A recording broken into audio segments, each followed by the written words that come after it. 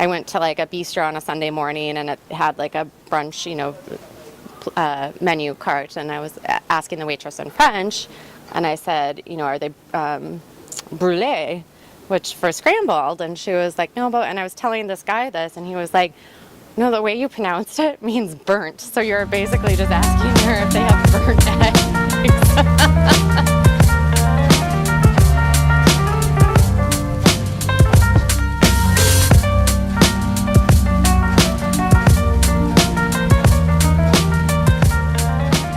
Finding the balance between school and then exploring a new city and then potentially wanting to go travel beyond that and then make friends. It just was this giant plate of all these things I wanted to do and balance, and it just seemed really difficult in that regards, let alone I think trying to see what a new life in Paris could be like. The first couple of months when here in the fall semester, it was way harder than I was expecting it to be. I mean, part of it was just, moving to a big city and adapting to that, and the language barriers, and other stuff. Transition was easier for me because I came with someone, so I wasn't alone. So I had like a part of home with me in my apartment here in Paris, my husband. Like different eating situations, you have someone that's cooking for you in a family situation, and you're doing a lot of cooking on your own still, and I'm doing very little cooking and getting a lot of things to go. Since moving to France, I've kind of understood that food is meant to be more of a social gathering as well as to nourish you, as opposed to, I think, some of the ways I would eat in the States was really just to feed myself and then go, and I would try and get through a meal as fast as possible, not even really recognizing that I was just trying to eat. So here I'm trying to slow down a bit. It doesn't always work, especially if I know I have to do something after the meal, like on a weeknight where I know I have to study after, so I try and eat as fast as possible.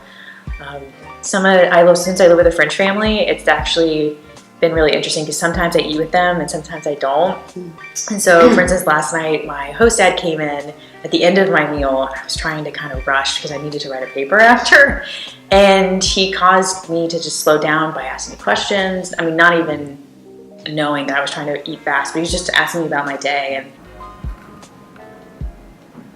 because I cook a lot less here, one, just because I don't have as much time, being a student, and cooking and eating for an hour just seems like a luxury. I'm like, that's 45 minutes that I could have been studying.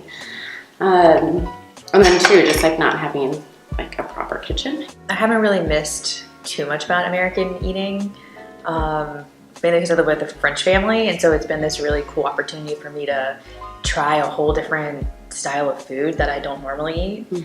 And it's kind of fun because I go home and I open the fridge and there's some cool new thing for me to try, like ratatouille or a new quiche Lorraine. And so I'm having fun exploring that.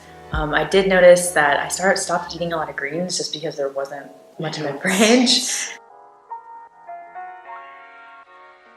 What do you cook for breakfast? Arepas almost every day. Really? I eat them with eggs, yeah. Wow. If you're trying to do something quick, it's all carbs and all pastries, and that's been really hard for me. I miss having some protein at breakfast. For me, the biggest change has been what I eat. I used to just really pour cereal, eat that with coffee, maybe spend about 20 minutes on breakfast and then kind of proceed with getting ready for work. And now I tend to eat more yogurts, like muesli and fresh fruit. And that for me was a really big change, just because I, for some reason, never associated fruit and yogurt with breakfast. So when I'm having my filter coffee in the morning, it doesn't, I don't want to say it doesn't taste as good, but it doesn't taste as strong now, I feel like I need that to get me more awake, even though I'm not drinking straight espresso, it's a little bit longer, but brunch is so big in the States. That's what you do on Sundays, with your friends, and I feel like it's taking off a little bit here. There's definitely places you can get brunch, but I don't think it's as a social event like it is back home. It's the one day we all look forward to in the States, and here they're just what? Maybe we eat and drink every day with each other. My grandma used to make this roast called muchacho, which translates to boy. So it's like a meat roast, but it's crazy because it's called boy, literally. So I would ask her, like, are we eating boy today? And my mom worked full time and then also was taking classes or doing additional work at nights a lot of the nights. So I pretty much had to be very independent with my meals from a very young age. She would generally cook one big meal a week on Sundays. And we would have then I'd have leftovers the rest of the week, and she would put them in margarine containers. My mom was a stay-at-home mother, and she really prided herself in creating a very cohesive family unit. And so every night for dinner, usually at 7 p.m., my father would get home around 6. We'd all gather at the table. Sometimes it was quick and easy, other times it would be like in a crock pot simmering for the day. So it was anything from chili in the winter to barbecue chicken and salmon and different kinds of fishes because we lived in Florida. And I'd been to France several times, so I think I had a pretty good idea of what it was. And good quality, lots of good wine, lots of good bread, lots of good cheese. And pleasantly surprised about just the produce and the less additives about the States. That's been different that I wasn't expecting. So. Where I've learned the most is engaging with and eating with French people. And sometimes it's with my host family. I do have family friends that live just outside of Paris, and I've stayed with them before, and it's really great because they kind of share with me insights. It was the first time I was eating, I can't quite remember the name, it's like the coq au lait, and where it's slightly cooked egg, and they chop off just the top and you dip bread into it. And somehow eating raw egg has always just been, no, you're gonna get salmonella, don't do it. But eating it in this way and just kind of watching them do it and mimicking them, I felt a little bit more a part of the French culture, but I also realized it's just delicious. Get my produce from the marchés, and then I'll get, the mass stuff from, Monoprix. There's certain American type of foods that I'll look for, so I actually get sandwich bread, and it's called American sandwich bread. I mean, for me, it's just, sandwich bread, but I guess it's special to them, but, I do get Honey Nut Cheerios, though, at the grocery store. It doesn't taste the same back home, though. It's not the same Honey Nut Cheerios, but I still get it. I wanted to live with a host family because I wanted to really experience the French culture in a way that I wouldn't by living by myself. It was a way for me to practice my French, to really kind of get better comprehension and even just daring to speak aloud. And I also really wanted to have my meals provided for me. It was part laziness, and then being a student, I didn't think I'd have time to cook. And it was also this opportunity for me to explore French cuisine.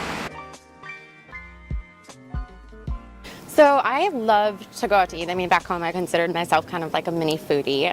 That was a big part of my social identity. Coming here, I was like, okay, well, I'm gonna be on a student budget, but it's still a part of my identity. It's still important for me to be able to go out to eat, even though I'm not working and I don't have a salary. I'm gonna be in this, culinary center of the world, and it would be, amiss to not go and experience that. So one thing that I eat a lot of here that I wouldn't eat in the States are crepes. Not just because of their availability, but I kind of associate crepes with France. I think they have a better taste here. It's a lot better, more fresh, just more rich. Tomatoes in particular, I found to be more scrumptious here. But sometimes I'll eat with my host brother. He's about 20, 25, so a couple years younger than me. And he's kind of this nice window into asking questions about French life and culture, and he'll kind of reaffirm or kind of tell me what life is like. He lived in the States for a while, so he's also kind of accustomed to American culture and style of living. I remember one time he was just ripping off this giant chunks of baguette, and he looks at me and he's like, "Oh, la baguette est la vie, et la vie est la baguette." I just was laughing at him because he really loves his baguette, and I eat much more bread than I did in the States. I think in the States there's this stigma that eating bread will make you gain weight and all these bad things about eating bread, and eating it here, I don't even think about that because it's so delicious. It's just something that tastes good, and I don't overeat it. I eat just enough, and I think that's kind of one of the things I've really learned about French cuisine is you can eat more butter, you need more bread, but just don't eat too much of it. I really appreciate the way the French experience the act of eating. For them, it's more of like a ritual, sitting down and taking your time. Sometimes I find myself rushing the waiters when I'm at restaurants or trying to like eat a quick meal and be on my way, but I think there's something very romantic about the way they take their time and they go step by step. There's no pressure. They take 1.5 hour lunches on a weekday and it's perfectly fine. It's part of their joie de vivre, I think.